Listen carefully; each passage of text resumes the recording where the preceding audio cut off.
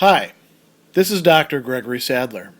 I'm a professor of philosophy and the president and founder of an educational consulting company called Reason.io, where we put philosophy into practice.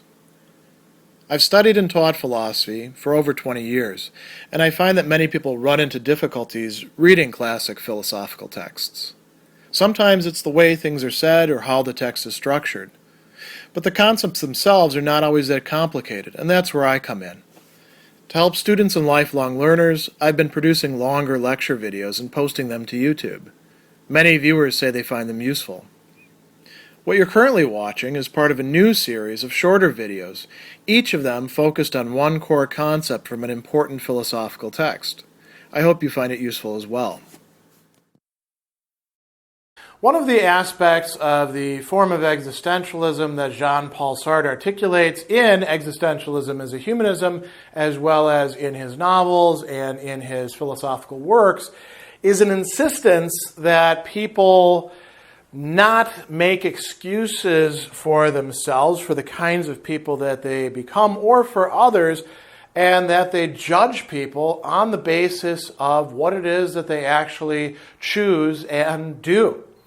And Sartre says that a person, and I'm translating here, putting it into more gender-neutral language, a person is nothing but their plan or project, projet in French, what it is that they intend. They exist only to the extent that they fulfill themselves, c'est réaliser, they bring themselves into reality, or they produce themselves. And he says they are nothing but the ensemble of their acts, the totality of their acts, nothing else but their life. So if we wanted to express this in somewhat more slangy language, what you see is what you get. Now, of course, this doesn't mean that everything is going to be there on the surface. Sometimes you'd have to actually dig in and do some historical research to know that this person behaved in this way rather than what the public image of them is. But a person is what it is that they have made of themselves through their choices, through their actions. They are responsible for the being that they currently are or end up being. Sartre thinks that this applies to everyone across the board throughout all of history, everyone coming. This is a basic existentialist constant. And he notes that some people would not like to hear this because they want to make excuses. They make excuses for themselves, saying that, they could have been or should have been something else. They have a self-image, what it is that they would like to project, what it is that they would like themselves to have been. And there's this discrepancy between what they actually are and what they do and this image or this, whatever it's going to be, a verbal formula. I am such and such, right? I am a beautiful person who always does the right thing and has the highest aims. Well, there's a huge discrepancy between the reality of who I am and that, and it's not just because human beings are complex, it has to do with what a person has actually chosen, what they've made of themselves. And he says that people, in order to bear their wretchedness, their unhappiness, they say, circumstances have been against me. What I've been and done doesn't show my true worth. To be sure, I've had no great love, no great friendship, but that's because I haven't met a man or woman who is worthy. And it could be that perhaps they didn't meet a man or woman who is worthy, but the main reason they didn't have a great friendship or a great love affair is because they didn't seek that person out. They hung on the end of the, you could say the dance floor, this is a shrinking violet, never going and asking anybody anything. They never put themselves out there. And because of that, they never had the opportunity to meet that person.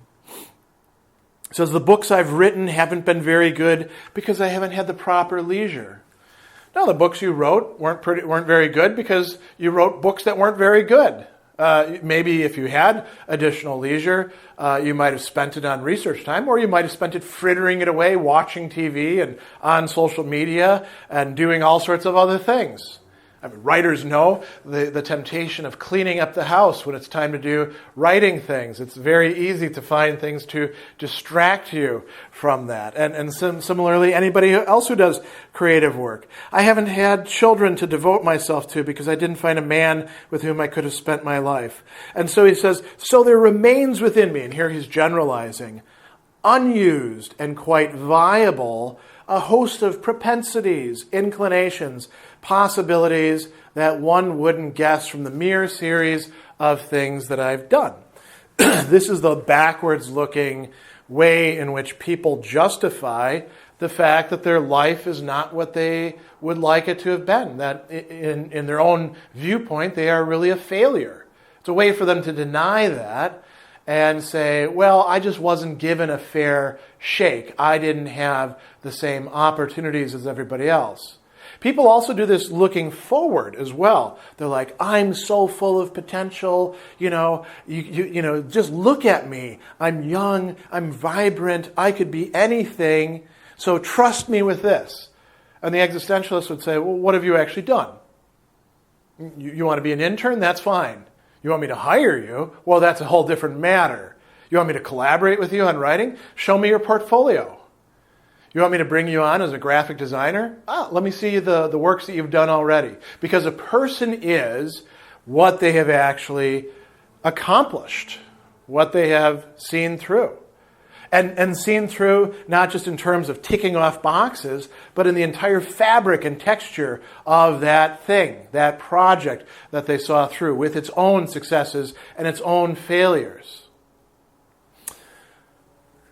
People will say that I have all this potential in me, the circumstances, or they'll talk about some sort of social determinism that made it impossible for them to not be the kind of person that they are. And existentialists say, no, that's not the case. You want to talk about something real? Talk about actuality. So he says, for the existentialist, there's really no other love than the one which manifests itself in a person being in love, or we might change that a bit, in showing acts of love. If you tell somebody you love them and you just tell it to them all the time, that doesn't mean crap from an existentialist perspective. What shows is what you actually do, which could show itself in other words, but those words, I love you, only have meaning when they're translated into either other words that matter or actions. And it would have to be, you'd think, very consistent actions, not just once in a blue moon sort of actions. If you could similarly say, I hate that person's guts. But if you're going up to them every time you see them and you're hanging out with them and smiling and saying, nice things about them, you don't hate their guts. You're just posing as somebody who hates their guts. And he goes on and talks about artists. He says, the genius of Proust is the sum of Proust's works. The genius of Racine is his series of tragedies. That's it. That's all you get. You get what the person produced. And unless we find some new stuff, that's the sum total of the person insofar as we're considering them to be an artistic genius. He says, why say Racine could have written another tragedy when he didn't write it? Persons involved in life, they leave their impress on it. Outside of that, there's nothing. And then he says, now, understandable, this is going to be a harsh way of thinking to people whose lives did not turn out the way they want. But it also can be very useful. This is why he's putting it forward. He says, it prompts people to understand that from the existentialist perspective, it's realities that matter. What is made actual? What is brought to existence? Not, he says, dreams, expectations, hopes. These only, he says, warrant enough to define a person as a disappointed dream, miscarried hopes, and negative expectations. And that is to define a person negatively. It actually seems, from the perspective of the person doing it, that they're being positive about stuff, but they're really stressing negativity, things that didn't come to be. Talk about what you actually did. Think about how people inflate their resumes, for example, claim to have taught or worked or done things or been in places that are prestigious that they've never been involved with in their life, or they had just the most tangential connection. Think about name droppers who stress how they know this person and this person and this person. What are they doing there?